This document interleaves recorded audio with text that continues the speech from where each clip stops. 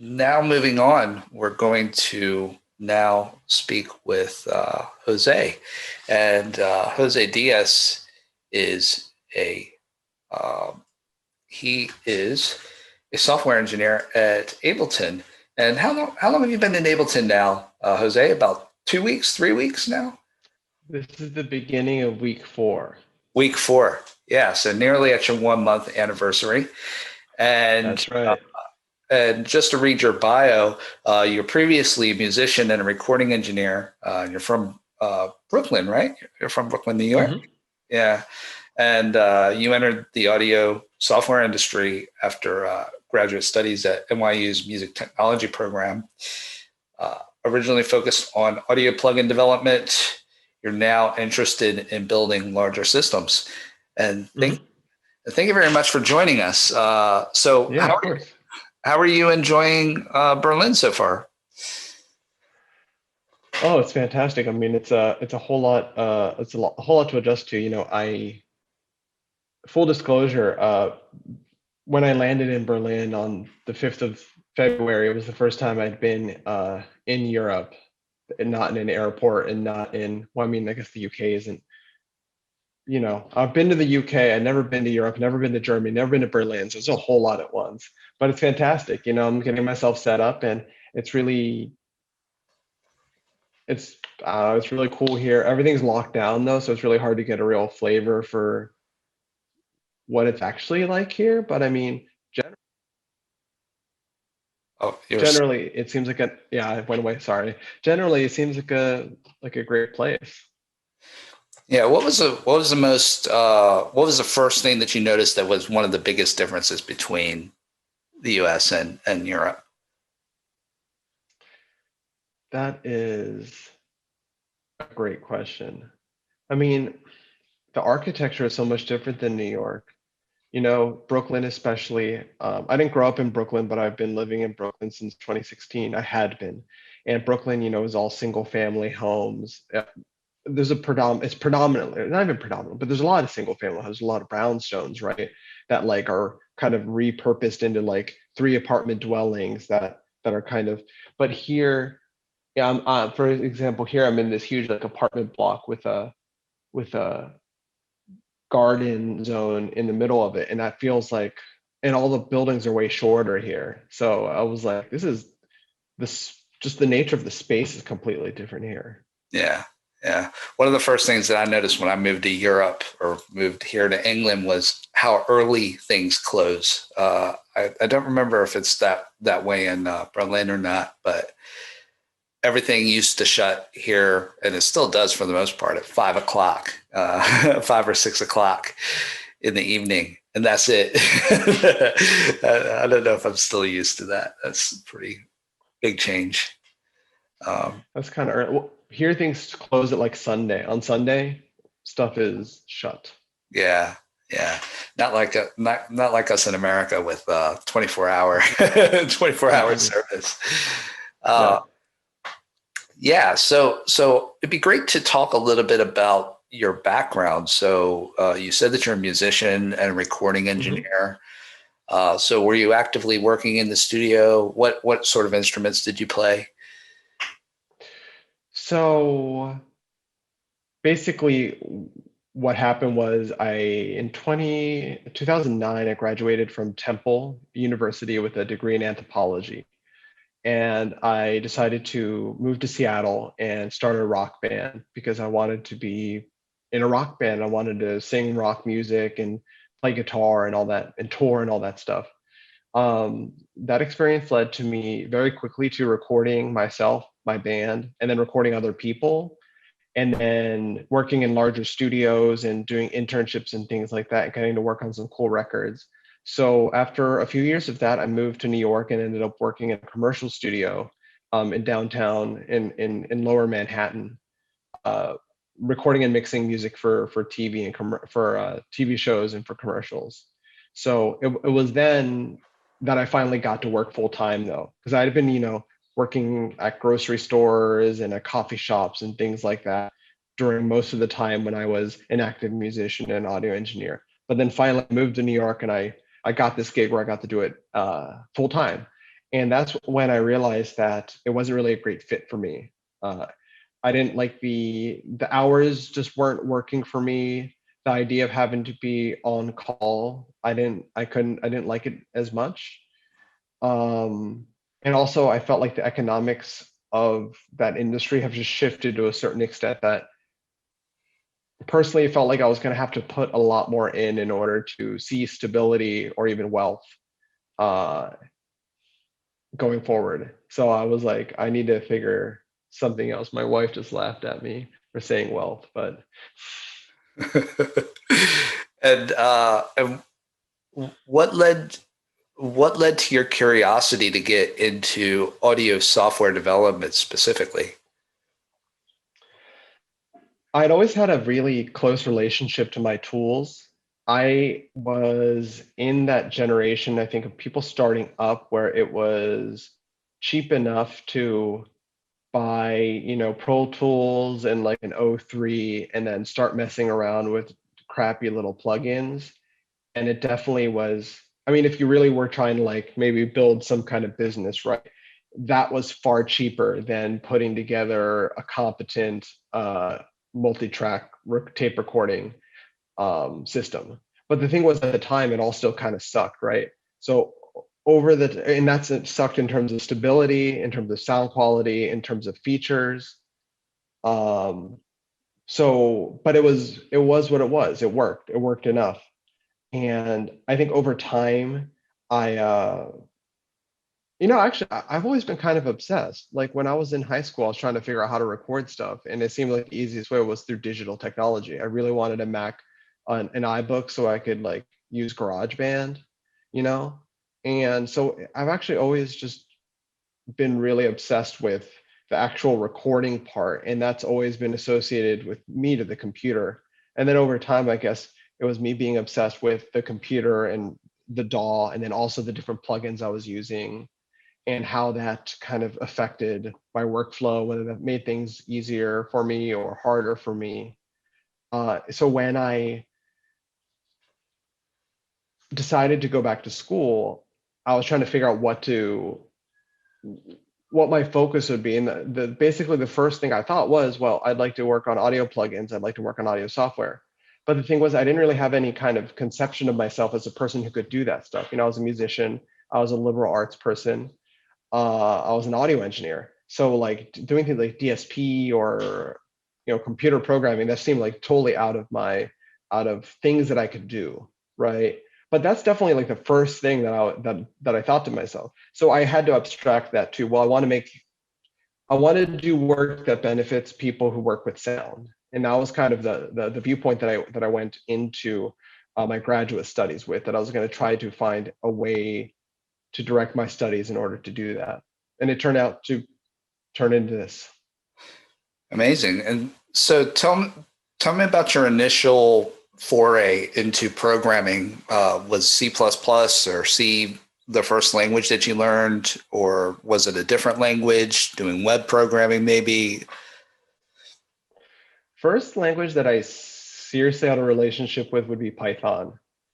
I actually had been, it was, I was just teaching myself Python casually the summer before. Actually, even before I knew that I was going to be going to grad school and was going to be taking a DSP class where we had to do everything in Python. I was going through a Python workbook just to learn the basics.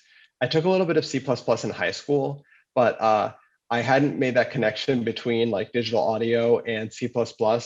So I kind of um, didn't I kind of just took the class and then I left high school and never thought about it again until reflecting, in recent years, like, oh, wow, isn't that funny? Um, but yeah, I knew some Python and I started with Python doing, basic DSP stuff, heavily assisted with, different libraries, mostly for doing kind of, like analysis. So like the stuff that Pavel just showed us, um, but much less cool and interactive, much more like, learning how to do a spectrogram and learning how to do one the hard way and learning how to make little signals and stuff like that. And then it's, yeah. I was going to say, was this on your own that you learned Python and that you decided to explore this direction, or was this through a university program? Um, I would say yes, because the Python that we learned in our lab for this DSP class was kind of like, it was, we learned as we needed to, so it wasn't really learning Python to learn Python. It was learning how to iterate over something because, we wanted to do some kind of processing task like the hard way without doing a library to demonstrate the context, right?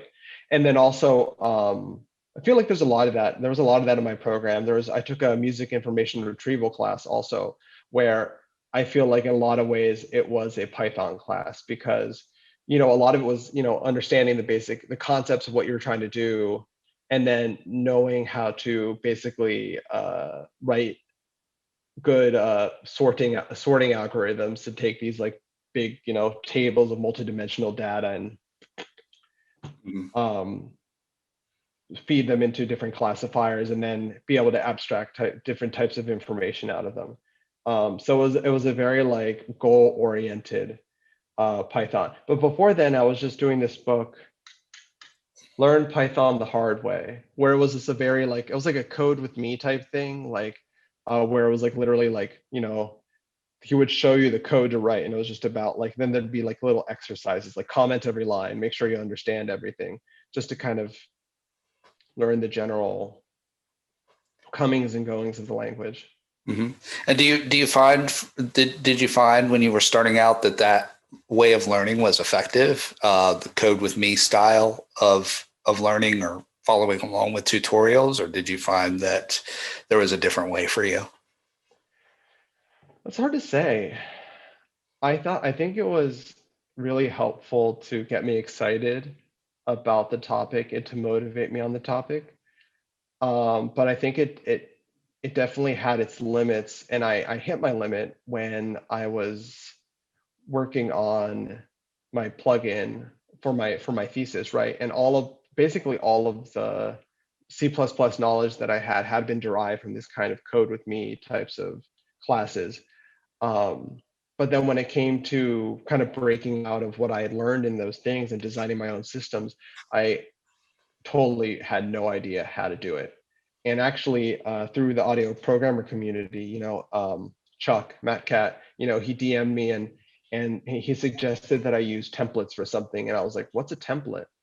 And so he suggested that I take his course, right? And I liked I liked his course because it was a combination of a proper C++ course, with just like the rote repetition of just learning how to make classes and things like that, and the conceptual stuff like lambdas. But then it was also like tied to the juice framework and how we actually like, so the motivation was there. So I guess I like a hybrid, but I think that fundamentals need to be, things got a lot better for me once I started learning fundamentals, I guess is the thing.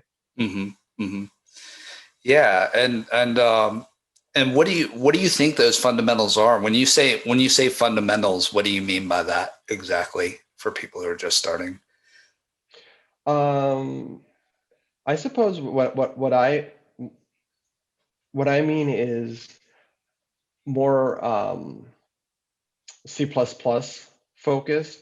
Hmm. And I suppose it's just the basic syntax and context and concepts surrounding the language, like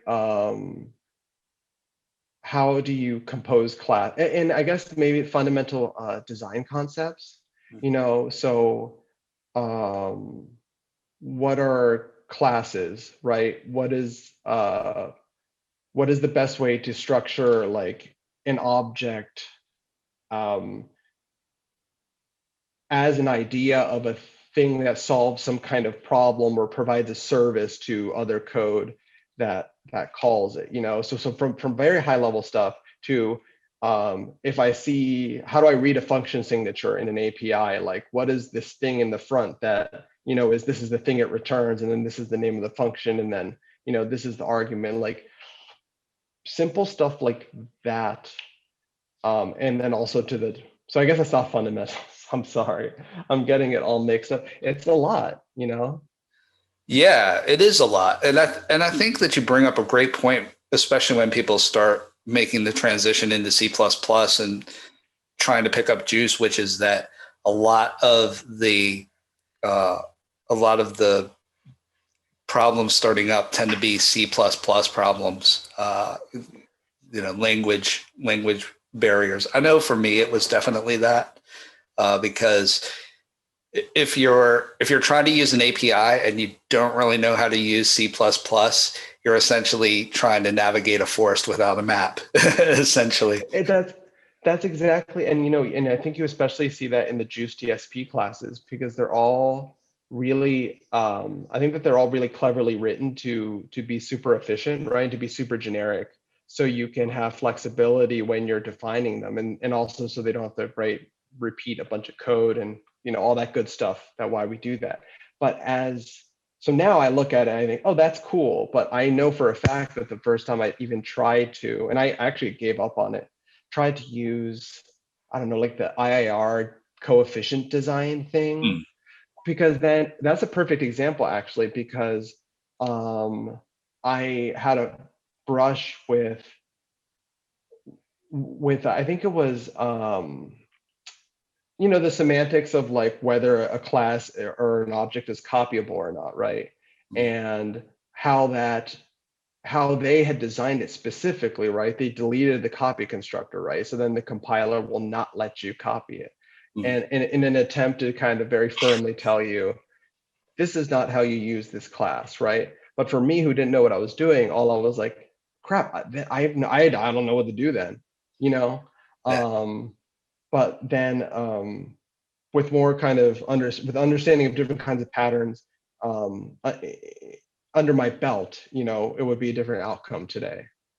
Yeah, absolutely. And that those DSP classes in Juice can definitely be a challenge if you're just getting started out because you have a lot of nested namespaces and yeah, it's definitely a challenge. And there's definitely a battle, I think, when it comes to creating audio tools between low level having low level design where you can really customize something and having something that is a little bit more accessible and a little bit more easy to use, easy to pick up, especially for a Mhm. beginner.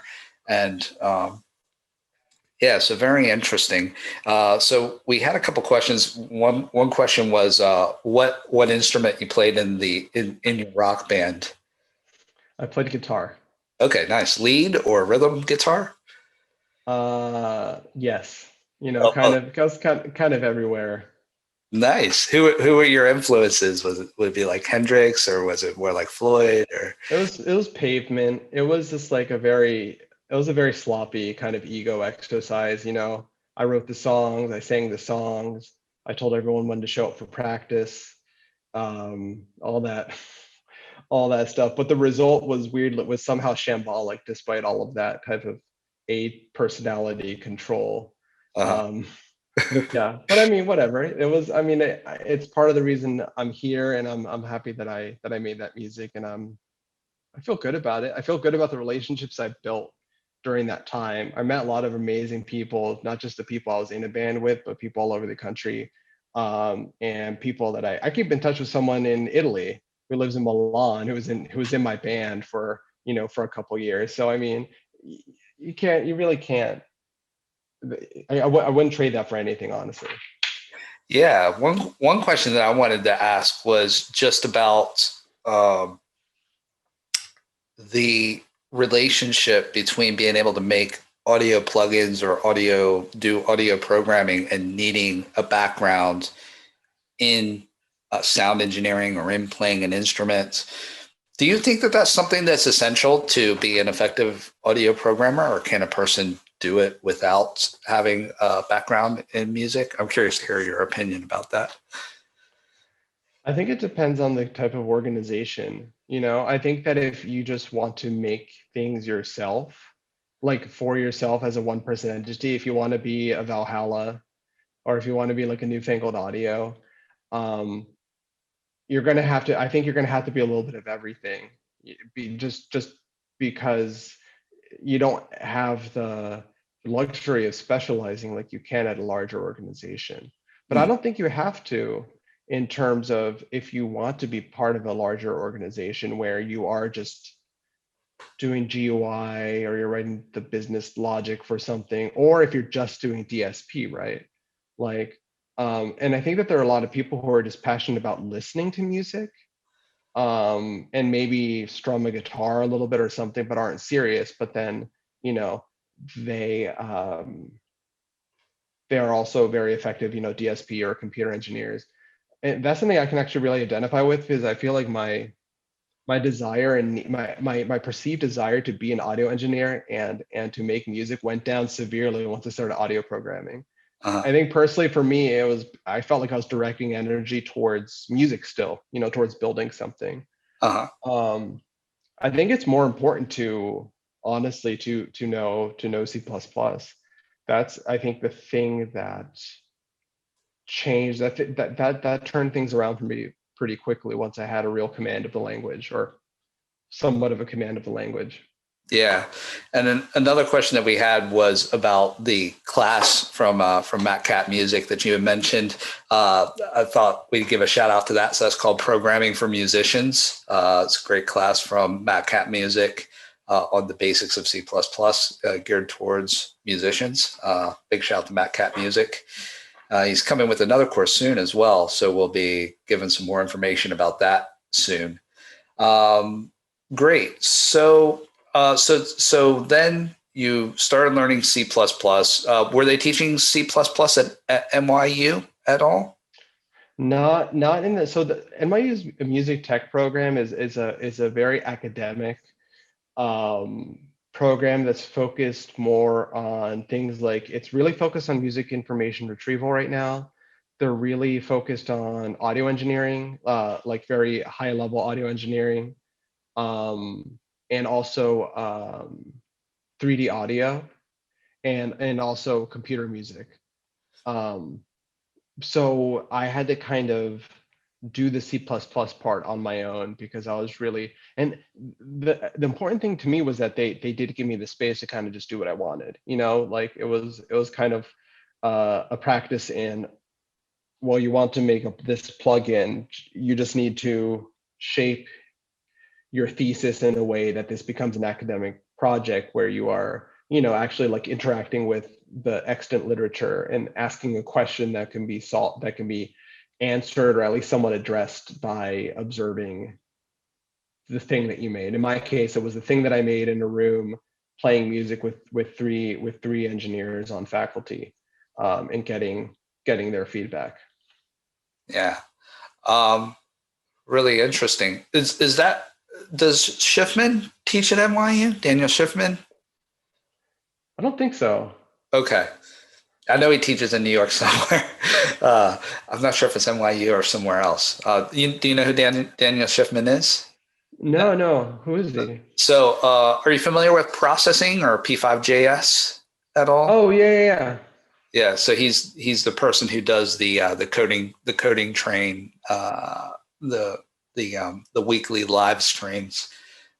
If you're that's kind of the way that I got started, actually, by looking at his tutorials. Daniel Schiffman, and his tutorials were actually a very large inspiration for the audio programmer. Actually, his enthusiasm is, I mean, he's amazing. He does these really awesome visualizations and creative computing creations just on the fly. And yeah, he's pretty phenomenal.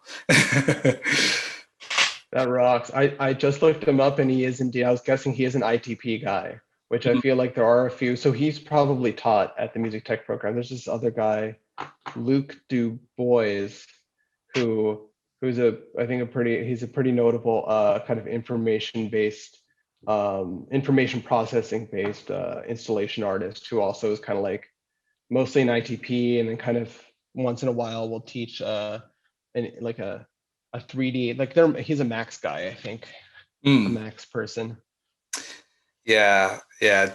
Schiffman is amazing. He actually has a book called Nature of Code, which is Hmm. just about actually coding things that you would see in nature, like branches, and and curves and random things. And it's pretty yeah, like I said, he's if I had a coding idol, he would definitely be one of the top two or three. Just a phenomenal person. Helped a lot of people like myself get into code for sure. Nice. So moving along, so you started working on this plugin. Is that Valentine or was that a different plugin? Yeah, yeah, that was what turned into Valentine. Okay, great. And what was Valentine for people who don't know? Valentine was, so I had a little effects rack that I really liked in Ableton that combined a third-party plugin that was a really extreme compressor and bit crushing. I was really trying to get the sound of you remember Justice, Oh yeah, that of course. French Love house? Yeah, Justice. Yeah, yeah. yeah. So to get that really crunchy, like blown out reverb, bit crush reverb thing, I was trying to get that and felt like it'd be cool to kind of try to package something like that in a plugin. Uh, so it ended up turning into being, a compressor and a distortion with like a clipper in it, and then also, bit crushing and aliasing type distortions and things like that. So I spent, of my 2 years at NYU, I spent the second last semester working on the processing side, and then I spent the most of my last semester working on implementing a custom GUI and making it, as close to a product as I could have. Because for me, for my professional aspirations, it was important to have something that looked as close to something that I could release as possible. And also just knowing what I knew from the little tiny bit that I'd read, because there's a whole amazing literature on musical interfaces, right? And just like the little bit that I touched about that indicated that, um, at least the way that I was testing it for my thesis, like you couldn't really do it without a real interface. It just doesn't, for in my case, that seemed to be what the deal was going to be. So yeah. So when you say musical interface literature, can you give some examples of some of your inspirations there? Um, well, actually, I'm not as influenced by that literature as much as I am influenced by other plugins. I mean, I'm very enamored with the way that, the Valhalla plugins look. I just like really flat stuff. And of course, I really like how Newfangled's plugins look. And that's not just because I, had to look at them for a very long time. But for people who are interested, there's a journal called, it's like the acronym is NIME. It's like New Interfaces for Musical Expression or something like that. That's it. That's it. Yeah. And yeah, yeah, they have a conference as well that they do yearly as well. Though I don't. That's all I really know about it. But yeah, yeah. There are whole theories on interface and interface design that's out there, and yeah. So tell me a little bit more about how that was so important to your plugin, the interface design as related to the sound of it. Well, well, actually, let me just, can I share screen? Yeah, I can. Yeah. Okay. Uh, right. So I had a few things here. And I think that this is a good way of showing. Oh, great. Now it's going to go all the way to this, my notes. Okay, cool. Right. So this was the first, very anonymous interface for the plugin, which of course, and I think that kind of speaks to part of my motivation for the project as well, is that this is an Ableton effects rack that relies on another plugin, so it's not at all portable. So this was something I wanted to share with other people. And then here's the progression of the interfaces Mm. over time. As you can see, I started with a very basic. There's actually another one in between. But before I got to even the 060 version, when I showed it to people, just to get a very loose, I started sharing it with audio engineer friends.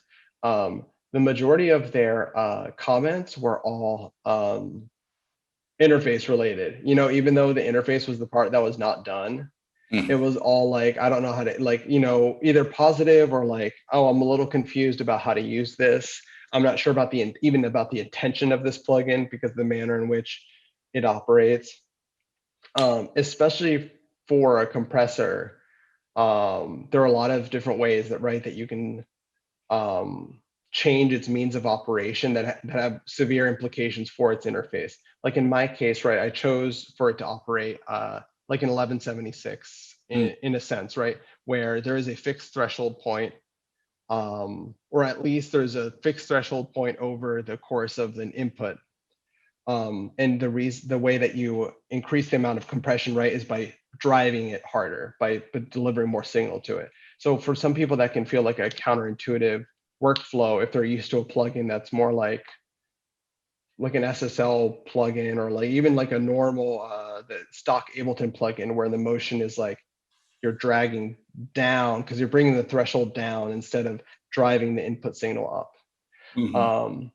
And also in my evaluation, one thing that I found was the way that you're looking at it right now, even this final version, it really did obfuscate the intention of the process, my intention, and also the internal operation, which for a nonlinear effect is incredibly important. You want to know exactly in what order the processing is happening.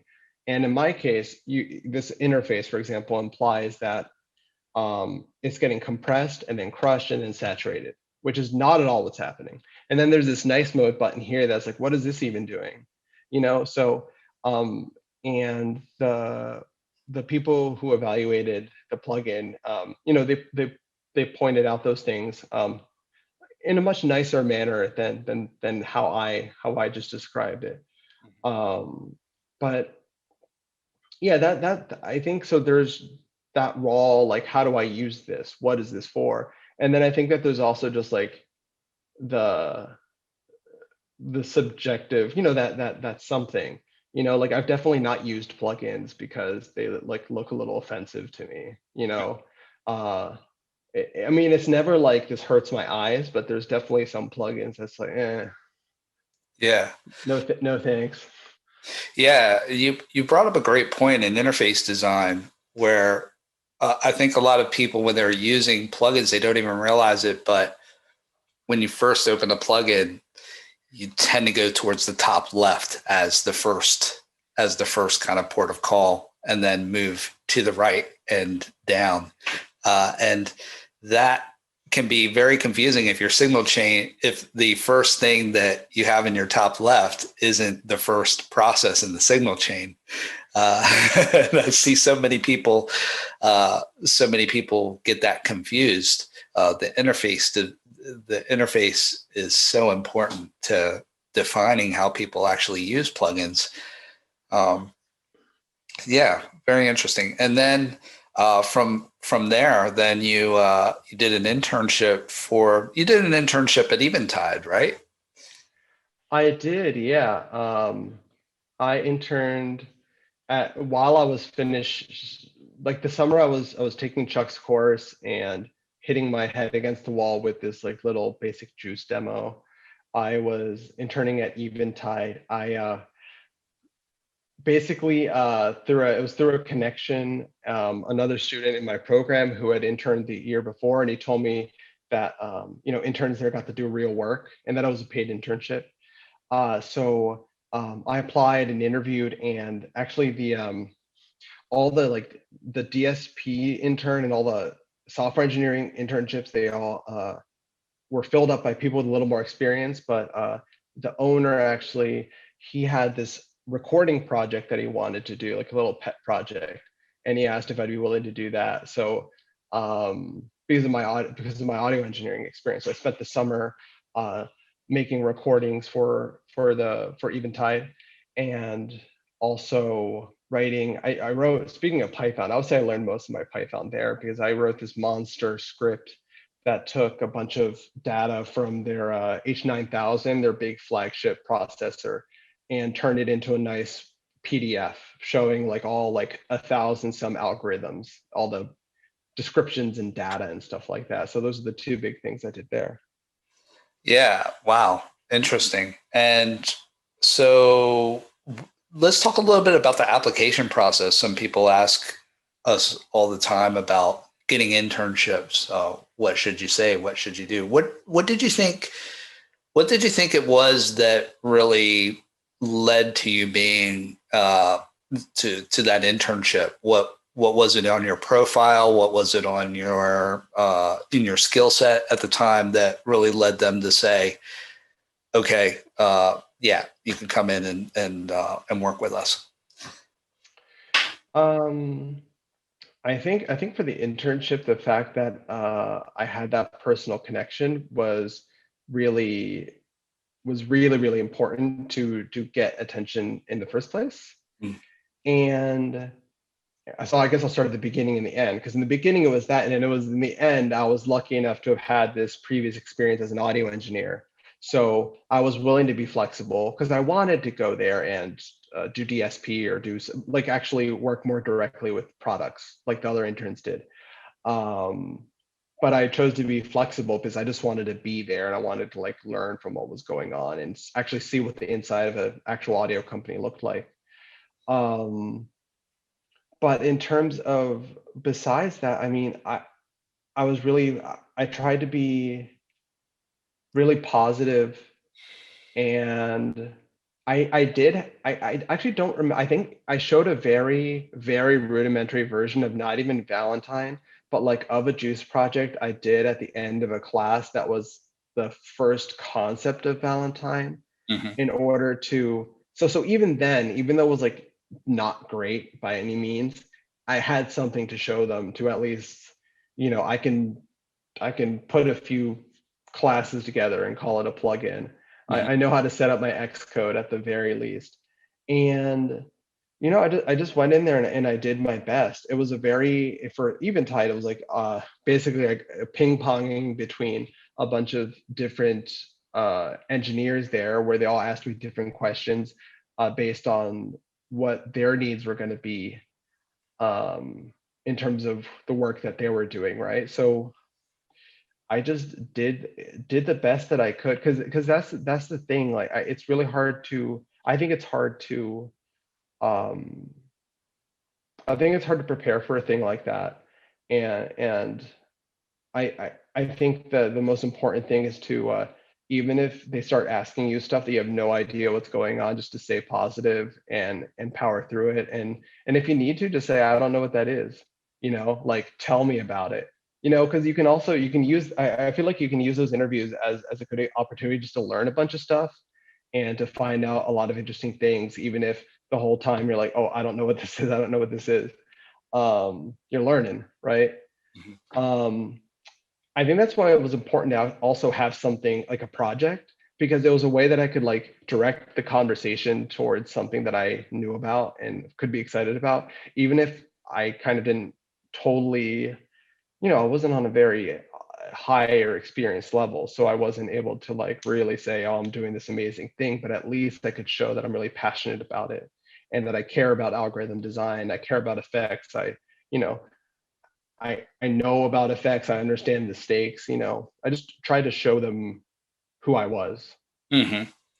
Yeah, you bring up a great point, which is that obviously it seems like you had some type of attraction towards Eventide as a company and the types of products they were making, and then the types of things that you were making seemed to match in some ways to what they were making. Plugins, basically, plugins, DSPFX, and that side of things. And that I've found for other people applying to positions that is very helpful. So if you're applying, if you're applying to a plugin company, it really helps if you've tried to build a plugin. Yeah. If you haven't built a plugin or given an attempt at a plugin, it's really tough to show people in a very tangible way why they should have you there at their company. But you brought up another great point, which is that from the opposite side, that companies, I don't know that companies do a very effective job in relaying what the necessary skill set for being a software developer in a music tech company is, and what the necessary skills are. There seems to be a misalignment maybe between what universities and educational institutions are teaching and what companies actually are looking for in terms of a skill set in audio developers. Do you think that that's the case, or would you disagree with that? I think it's hard to say because it's such a small industry. Mm. And I think that might be part of why I think that the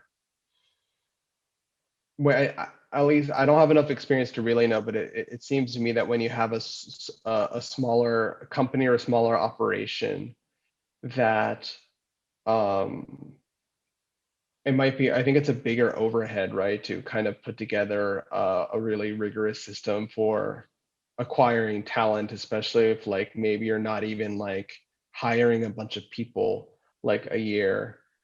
Um, Personally, I think that my mismatch just came from my personal desire to do something that just wasn't exactly on offer, at the university. And it was, and yeah, I guess it was born out of the acknowledgement, like that simply wasn't uh something that the program I was in. And there aren't that many programs that do focus on that so much. And I can't help but wonder if that's partially because it seems like a basic computer science education is gets you a long way in in this domain, because that's really what, like, that's a really important thing that actually one of my advisors told me. He told me that he had gone to some plugin company because he's an audio engineer and he's helped work on VSTs and things like that. And he observed that their DSP team, or like the team that was actually touching audio, was like 10% of the actual force of engineers. Yeah. And actually that's I recently commented to some people on the forum, that there are people who are working as engineers in the audio industry that are not just C++ developers, right?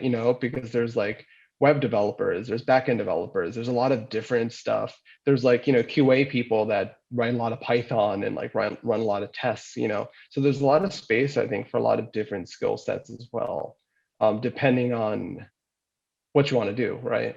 Mm-hmm. Yeah, and I think you bring up a great point as well, which is, and somebody in the chat, Leo, brought up a great point where he says that the skill set needed for audio programming is actually very broad to be able to develop a plugin from top to bottom, essentially. I mean, you're talking about the DSP, talking about interface design, you're talking about marketing, you're talking about C++, of course. There are so many skills that a person needs to be what I would call like kind of a full stack audio developer. And I think that those are quite rare. I don't really know a whole lot of people who could actually take a plugin concept and deliver it from beginning to end. With interface and everything, and actually be able to go with the full package. A lot of people really specialize in one area. So you also did a internship with Newfangled Audio as well. Mm-hmm. Can you talk a little bit about that? Who Newfangled are for people who aren't familiar, and a little bit about what you did. Yeah, yeah. So Newfangled Audio is probably still best known right now for their Elevate mastering bundle. They make a really incredible uh, limiter and EQ and clipper all in one plugin that that's actually how I found out about them first. Um, but anyway, so um, they Dan is a um, an ex Eventide guy. So the um, there's kind of that relationship. You get your newfangled stuff via Eventide. So actually, I had met him before you connected us because I remember I was messaging you and asking if you knew of any super entry level or intern stuff, and you told me that you knew this guy who did Newfangled Audio. I was like, oh, I know that guy. Yeah. Yeah, that's right. Uh, That's right. Yeah, because mhm. I messaged Dan and I said I know somebody. He's really good. He's really enthusiastic. He's just getting in, but I think he's got a lot of potential. And then I did the big reveal. It's this guy Jose. He's right in your area. New York, New Jersey. He's like, I know Jose. Oh, you just reminded me. I need to get in touch with him. And yeah, that it was great to see that happen. And then tell people about the product that you were part of. Yeah, so I worked on this. I spent a lot of the remainder of my time at NYU, and basically all of the time between graduating on this bad boy, Generate, which is a very cool synthesizer based on double pendulum, a double pendulum oscillator that Dan he was really fascinated with the concept of it and went and turned it into a whole darn product. Um, he had it in a yeah, he was basically looking for help to bring it over the finish line. And it started with me doing some very basic work on it, like writing very little things just to see if I could get the hang of um, writing code within his code base in the manner in which that he wanted. So I started, like 10 hours a week, and then as I got to know how the and also how I learned a bunch more about DSP and writing actual optimized audio code as I kind of got going with that. I started to work more and more hours, and eventually was kind of full time after I finished school.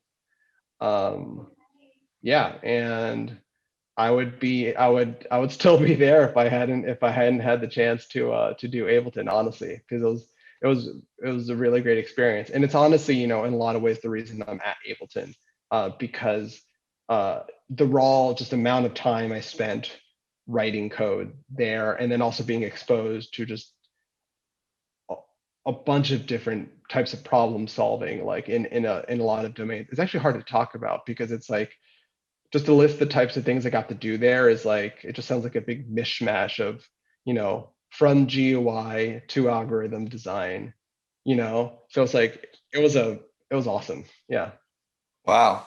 And it'd be great to hear a little bit more about that adjustment from I'm very curious to hear about the transition from working on a product like Valentine, which was your own creation, your own way, to working on production level software. Tell me about some of the growing pains or some of the experiences of that. What needed to change? What were some of the more challenging steps for you with that? Um, I think, well, first off, there was always the comfort of it being um, a plugin. And so I was familiar with the general patterns of um, how you process audio in a plugin. But the hardest part was um, the manner in which everything was implemented, right, was just much different from anything I'd encountered, right? And that was from, the low level syntax, right? Like from to the broader and the broader patterns, as well as to like how, different processing gets called, and how, how the files are all structured in the file system, in the repository, you know. Yeah. So there was a lot of, I think the biggest learning curve, because synthesizers are hard. They're really they're really hard, and especially when you're dealing with something that has multiple voices, it gets very complicated very fast, and it can be hard to understand those systems. What's the hardest? What do you feel is the hardest part? Understanding the routing or understanding what's happening at a given moment in time? I think the hardest thing to understand for me was always the voice architecture. So what this, and then how that interacted with, I guess, the abstraction of the voice, right? Because there's the voice as in this bundle of data that's like, this is like essentially the note that you're on, and this is the um whether the note actually is on, this is the velocity, all this stuff, right? And then there's how an oscillator is responding to all the data that's generated from that, right? So it's like getting that abstraction through my head was always really, really hard, because I don't think that there's a, I haven't, I mean, I don't have much experience. So when I say I haven't seen a way, I haven't seen a way to build a system like that didn't kind of warp your brain a little bit. Hmm. But that's not saying much, because I haven't seen many. But yeah, it was just understanding. So and I think the main thing that was challenging about that is that, in trying to, it's very hard to just logic out the code, to like look at it and say, oh, okay, like from line to line, I understand why this is happening, because you've got a lot of different things being called, and you have a lot of state that's being kept track of. And it's like, oh, where is this state? Is this state in this object, or is it in some inherited object or some inherited class or something like that? So it's just complexity, complexity just, um, it makes it just hard to like read. It feels, for me, it feels like a little weight on my forehead, when I'm trying to read something that's just complex by nature. And then you just memorize, you kind of just memorize a bunch of stuff, and you start being able to interact with the code base a little more fluently, and then eventually maybe you start refactoring and try to reduce some of that complexity whenever you can. Hmm. Yeah, you bring up a great point. I mean, we're in the middle of on the channel of doing a very simple synthesizer tutorial, and one thing one thing that is interesting to me is that you have something like we recently did frequency modulation, and we were taking the thing is that you go, and I think this is one of the bigger challenges in DSP as well that I find, is that you go to a website and maybe you see an equation for frequency modulation and you think, okay, well, I just need to take that equation, I just need to convert that into code, and boom, you're there. But the problem is that those different parts of the equation are happening at different points in time. And sometimes you need to take data, you need to store it somewhere, and then you need to relay it into another function that's happening elsewhere. So for example, with an FM, implementing FM, for example, you might have you have your wave, your FM wave, your modulating wave, and then what you need to do is you need to store where that's the value of where that's at, and then you need to actually implement that not only when you're hitting another note, because when you hit another note and it's an FM and it has FM synthesis on it, it needs to know what what the phase of the wave is at that particular time, but also when you're updating the wave as well, when you're making changes in the FM frequency or the FM depth, you also have to go back and you have to update it again. So it doesn't. I find that in these more complex systems, it's never quite as neat and tidy as what you see on a Wikipedia page. Yeah, so very interesting. And one of the things that you mentioned in your bio that you gave was about how you started off with these plugins and doing these, and now you're really interested in building and working in larger systems. So can you talk a little bit about that? What's led to this curiosity? That's a good question. I mean, I think it just happened through my work at Newfangled, where I mean, I really loved doing the really close audio work, but um, I'm still realistic about my. It's not even about my abilities in terms of math and calculus and stuff like that, but it's more of just that like that feeling of like, when I look at some really hard coding thing, I'm like, cool, let's learn about it. But when I see like a really hard like filter equation, I'm like, that sucks. I don't like this. I want to go home. Like I still do, even though I mean I still love filters, and that's really what it came down to. I just started enjoying just the actual software engineering part of it. And when I thought about the things I was like really proud of working on with at Newfangled, it was those features that, required like a really deep consideration about the design of the system.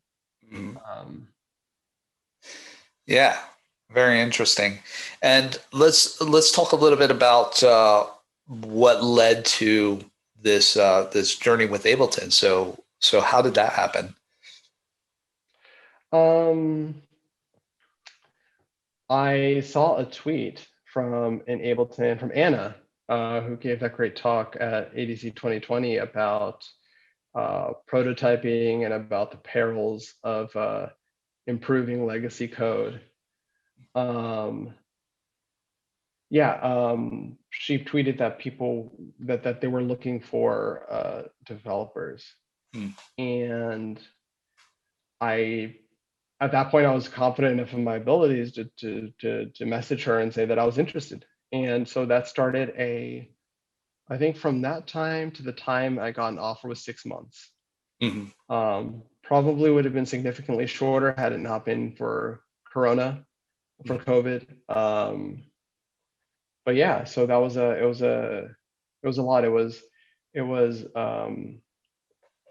some interviews and some kind of uh, coding stuff, and it was super great actually, because I got you're meeting the people on the team and learning about all their backgrounds and stuff like that, and yeah, you get to work with them a little bit just so they get a vibe Mhm. of which is the I feel like that's kind of the. I also interviewed at Apple um a few I don't know, forever ago now, and I feel like it was a similar interview process, where you just interact with a lot of different team members, and the Apple interview was a little more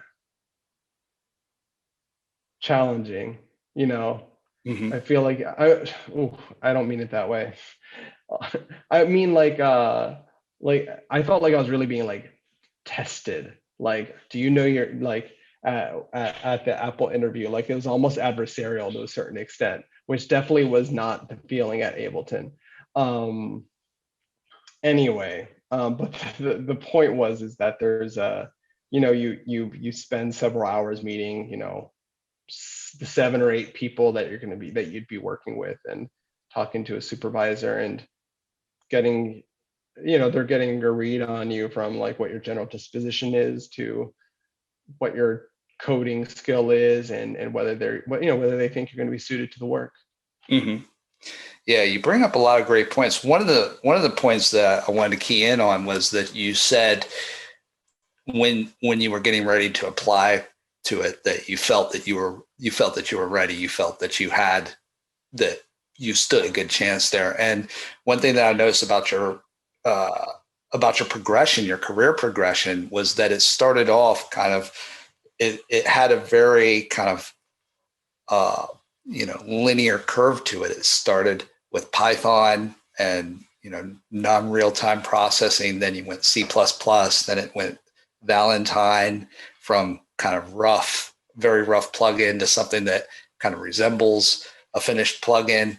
To then you had Eventide in there as well, to Newfangled, and then to Ableton. And it really reminds me of a book that I read not too long ago by somebody named Cal Newport, called So Good They Can't Ignore You, where it talks essentially about being able to take your skills, take skills that you have and essentially kind of trade up to new skills. So it's like you had the skills that you had with Valentine, and you leveraged those skills to get to into Eventide, and then you leveraged Eventide and Valentine to get into Newfangled. Then you leveraged all of Newfangled and the other two things to get into Ableton eventually. So whereas I think sometimes maybe people try to go from 0 to 10 like immediately. So it seems like there was a point where you felt that you had what it took to work at a company like that. Okay, you've worked now you've worked on Dan's system, on Dan's synth at Newfangled, and you've worked in a bigger system and a bigger code base, and now you're ready to trade into that and basically get yourself into Ableton. So, talking a little bit about what those skills were, can you discuss? So, people always ask, and we had Spencer Rudnick, who was here about 6 months ago and spoke a little bit about the skills. And I'm interested to hear what you think. Okay, when somebody says, I want to work at Ableton, what does it take to be an audio software engineer at a company like Ableton? That's a really good question. I mean, I think a willingness to take on, big challenges. And so it's not even about coding. It's about something personal outside of just coding then. I think it's about a lot of things. I mean, because it's about, like having the proficiency to do the job, right? To write good modern C++, and to know the general workflows of working on code with other people. But also, I think for me personally, it was I think it was a lot about not being afraid of big challenges, and also being good at communicating, not just about who you are, or how to answer questions well, but how to explain yourself. I think a lot of attention was paid to how do I problem solve, and how do I talk about the manner in which I problem solve.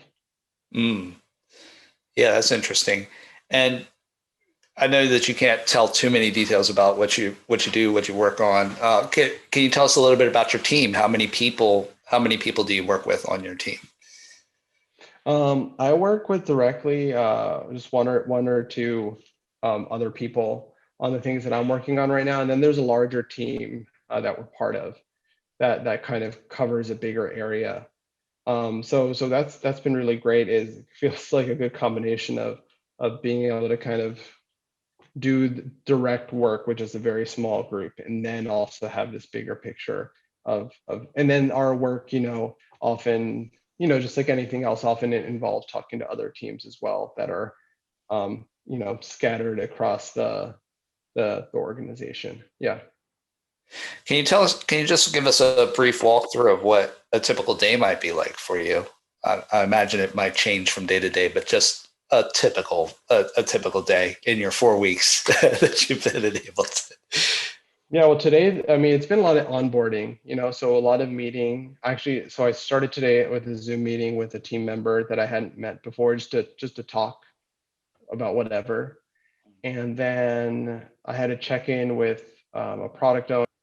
Um, and then I spent the rest of the day with one of my team members just working on things directly.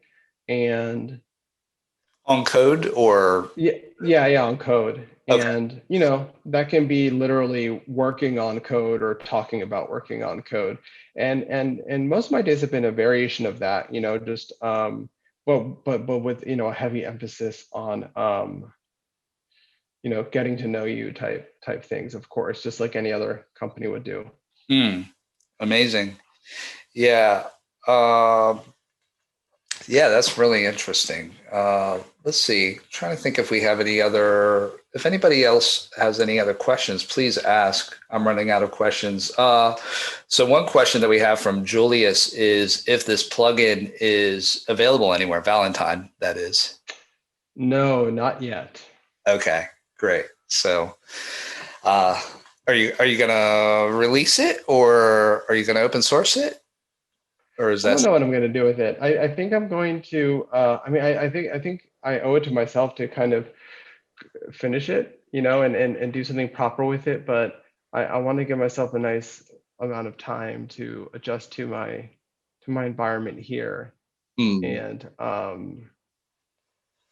and just chill, you Yeah, know. yeah. What do you think is the biggest jump? Did you feel like there was a big jump for you between working at like Newfangled and the code base you were working at there versus what you're doing now at Ableton, where you've gone into Ableton? Did it feel like, whoa, this is like a whole different world? This is a whole different way, or did you feel like, okay, I got a good handle on this with a little bit of experience, I can get in there and I can jam? It's definitely different, I think that the scope is a lot different, and the kind of the number of moving parts is definitely, a lot different. So it's been a bit of adjustment for sure, and it's been learning to just kind of step back and take more time just understanding what's going on, as opposed to feeling the need to immediately start, getting in there and committing, getting stuff up there on the Git. Nice. There's a question from Thomas. How difficult did living in the US make getting a job in Europe, I guess, in terms of visas and things like that?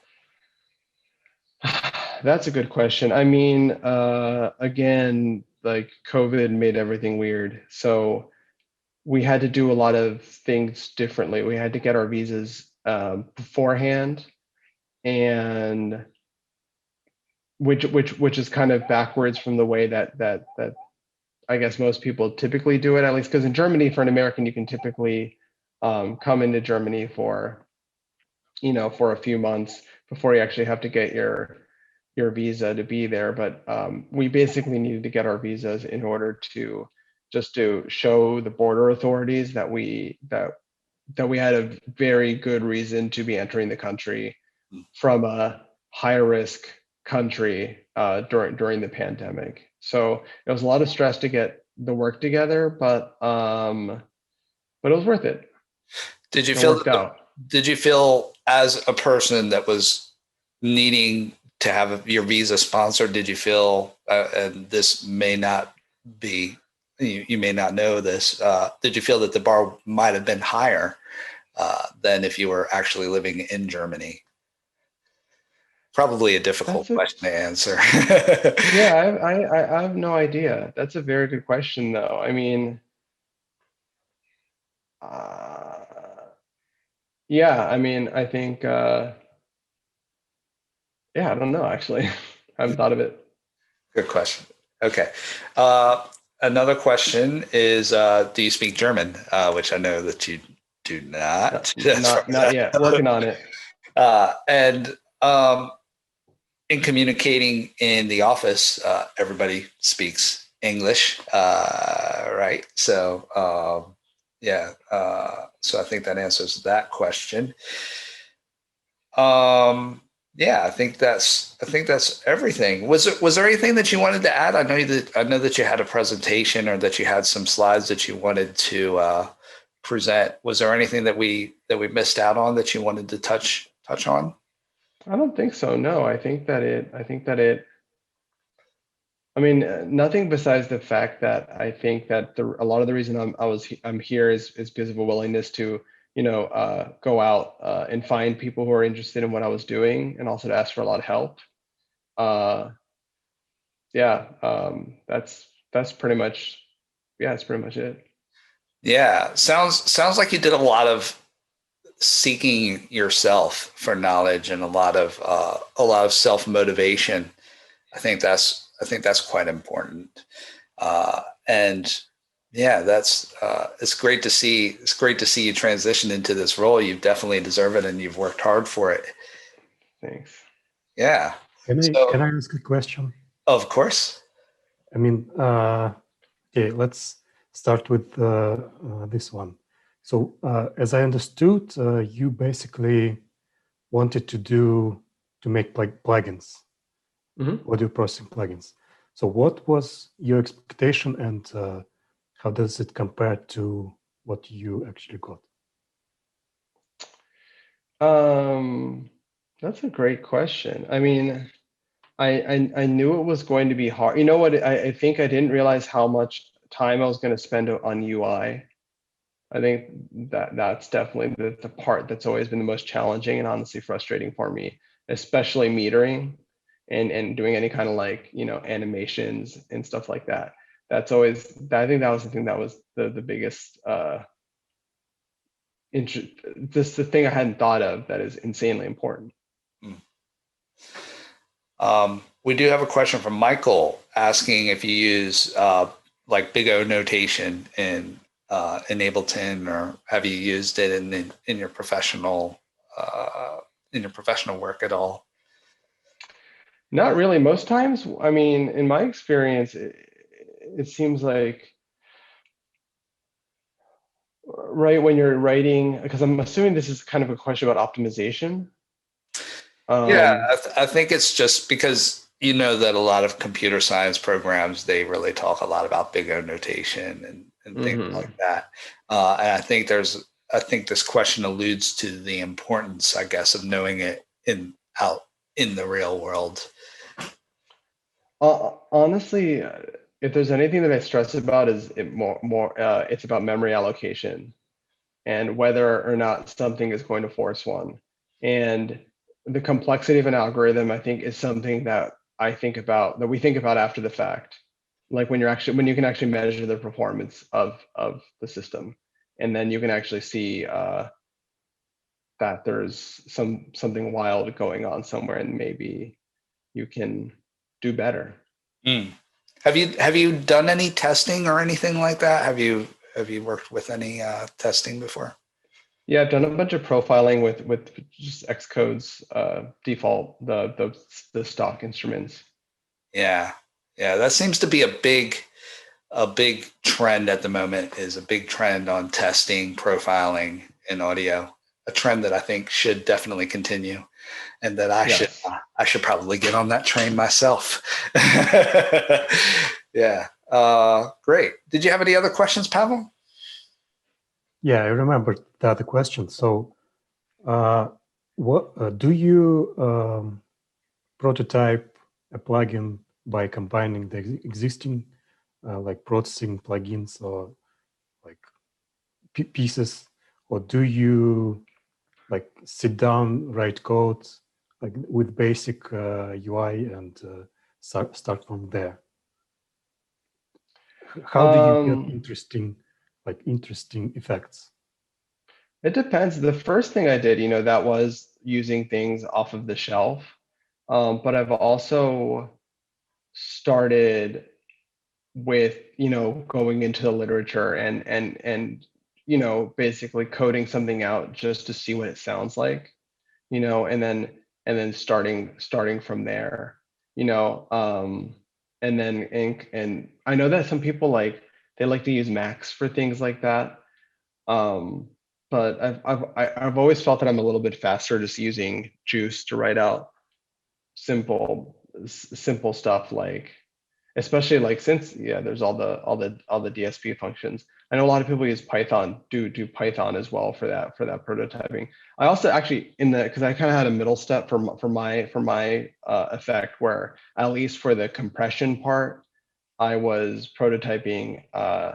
I had 3 different algorithms that I was prototyping in Python to compare and see what I wanted to start implementing in C++. Nice. Any other questions, Pavel? Not from the top of my head. Great. Just going to have a look at the chat. Doesn't look like we have any other questions from the crowd either. So, it looks like we are at a good place where we can end, and right on time as well. Thank you very much, Jose. I think that'll yield some great insights for people who are looking to get into the industry. Thanks for sharing that with us. Thanks for having me on.